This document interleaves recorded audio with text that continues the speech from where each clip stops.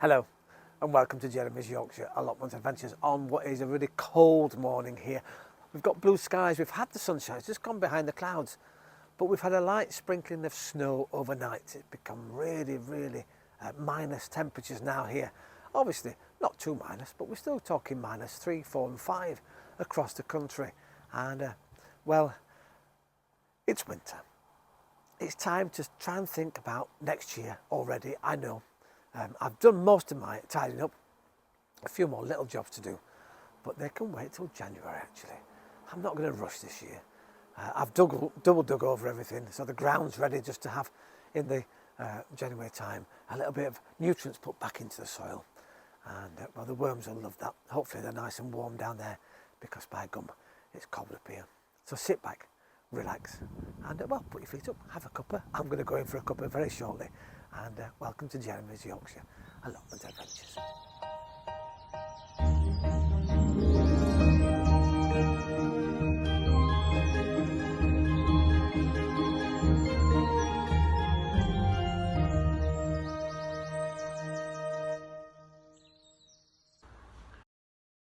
Well, it's been getting colder and colder over the last few weeks, and a few months ago I couldn't stand here because in there was the little wasp nest. I say little, it was massive actually.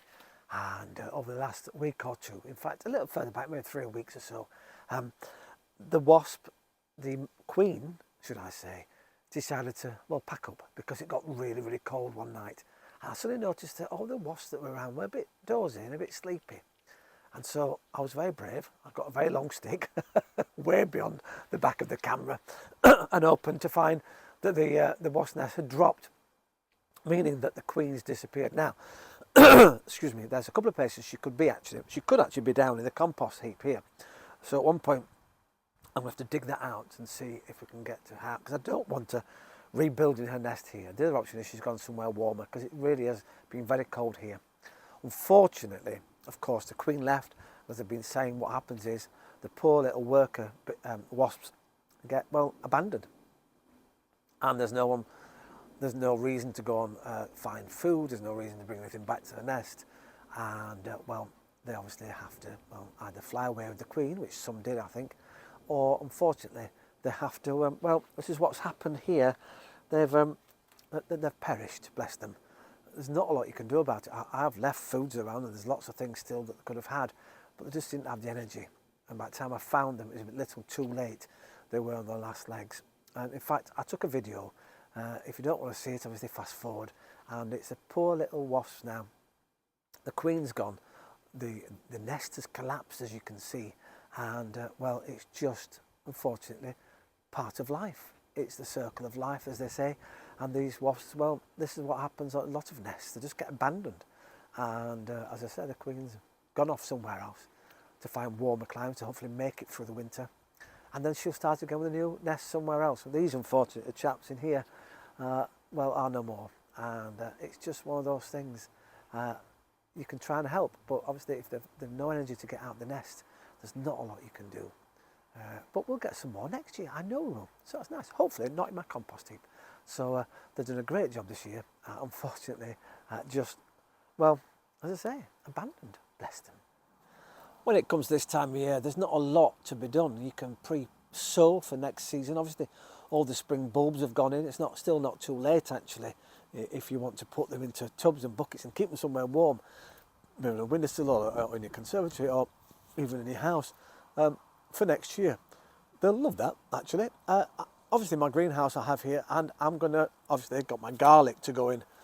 You can still do it up to now. Now, obviously, just split it. Now, what you have to be very careful of with garlic and any other veg that has a root system. I've left the root system on here because you don't want to shove that into the ground. Make a nice hole and place them gently, because that is the most delicate part of your garlic. And if you destroy the end, which a lot of people do, they think, oh, I'll just shove it in. Now let me just peel some of these off, because these are absolutely delicious.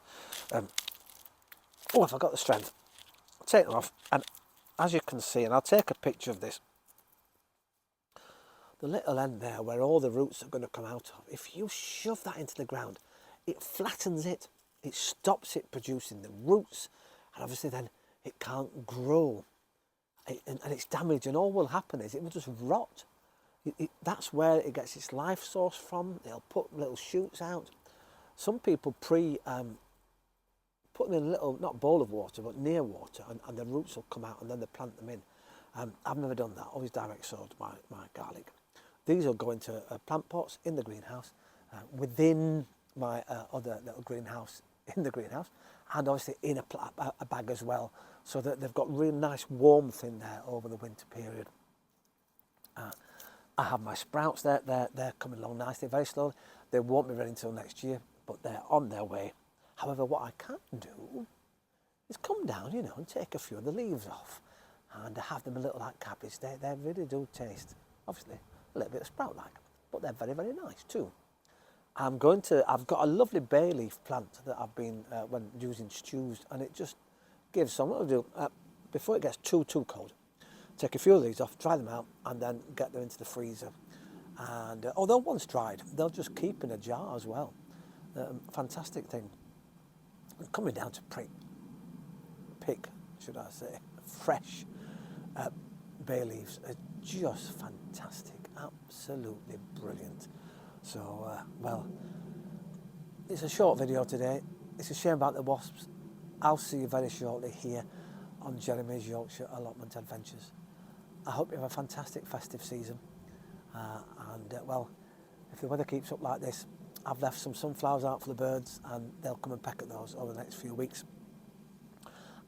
I'm going away to work for a month, but I'll be back, and I'll try and post a couple of videos while I'm away, because I know there's a garden, so I'm taking all the equipment with me, and well, let's hope I'll see you very shortly. If not, I'll be here Christmas Day, wishing you all a very, very happy Christmas and a fantastic 2024.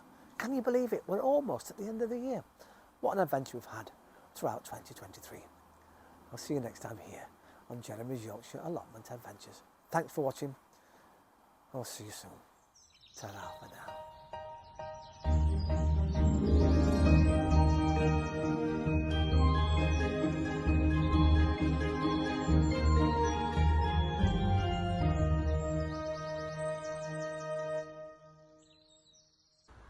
Hello, good morning.